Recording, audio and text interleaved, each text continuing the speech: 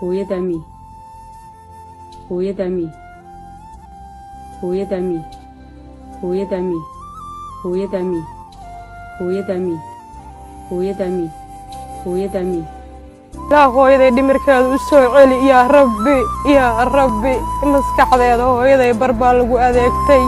haddii uu muuqaalkan ku soo gaaro waxaan si naxariis ku jirta kaaga codsanayaa inaad sheer garayso. waa mucjiso ku dhacday gabar Soomaaliyeed ee ku nool wadanka Jarmalka oo hooyadeed ayadoo nool dunida ku inkirtay.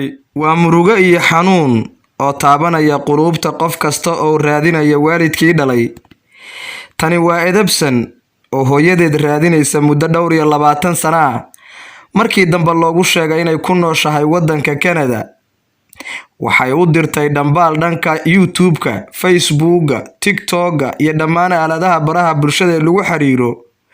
waxaa durbaba ka soo jawaabtay maamadii dhashay edebsan waxayna si cad ugu sheegtay inaysan dhalin hooyadeedna aysan ahayn balse ay tahay habaryarteeda. markii la isku fiiriyo labada waji edebsan iyo hooyadeed waxaa muuqanaysa inay isku eg yihiin oo ay is shabahaan dhanka wajiga iyo ilkaha iyo meel kasta oo wajigooda ka mid ah.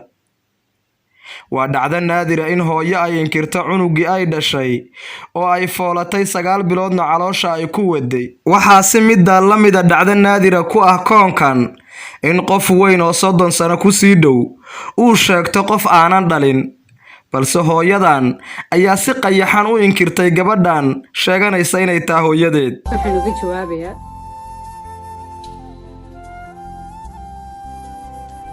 naagtri sawiradeeda Facebook ka xaday soo gelisay TikTok ee wadata edebsan waa bila edebad. First of all, I am not your mother. I'll never be your mother. Never, ever. Yeah. waxaa tahay oo cad baa la garanayaa lafaaga waa lagu soo gartay cidda tahay. Yeah. waxaa ku dhashay Maymuuna Abuukar Axmed oo aan xagga hooyo ka walaalanahay. anigana waxaa la yidhaahdaa xakiim xaaji maxamed Abuukar. waxaad garata ma ya i dhegayso. berigaan Soomaaliya ka soo tegay you were not even existed ma jirin. waxaa ku dhashay Maymuuna Abuukar Axmed way iga yar tahay. she's younger than me. anaa ugu weyn dhinaca hooyada. marka ha isku kay xabagayn. I will never be your mother. isku kay xabagayn. I am not your mother. Never, ever gonna be your mother. Even haddaan isku goyn karay habaryarnimadana I would. waan samayn kari lahaa. laakiin there's nothing I can do. God just make us relationship like you and I. Related like pathetic people.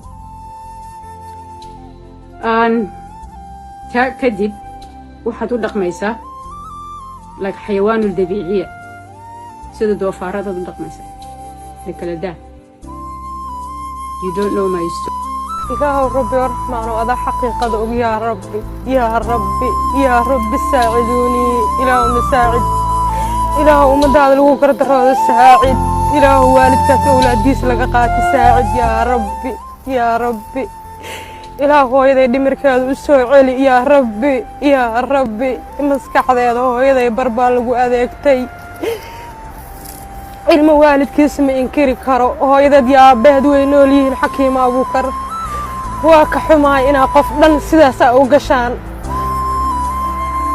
balse ilaahay rabbil caalamiinka ayaana kala saari doona annaga iyo adinkaba biidnillaahi baari. waxaan kuu rajaynaa hooyo oo ay gabadhaadii ah aniga markasta ama habarartay ah ama hooyaday ah bas, laakiin aniga markasta gabadhaadii ah ilaahay waxaan ka rajaynaa inuu xaqeena ka soo saaro reerka sidaan kugu gala xaqaagana uu ka soo saaro rabbil caalamiin oo adaan kugu dacweyn. way xanuun badan tahay inaad weydo waalidkii ku dhalay, khaasatan hooyadii macaan oo caloosha kugu soo siday muddo 9 bilood ah.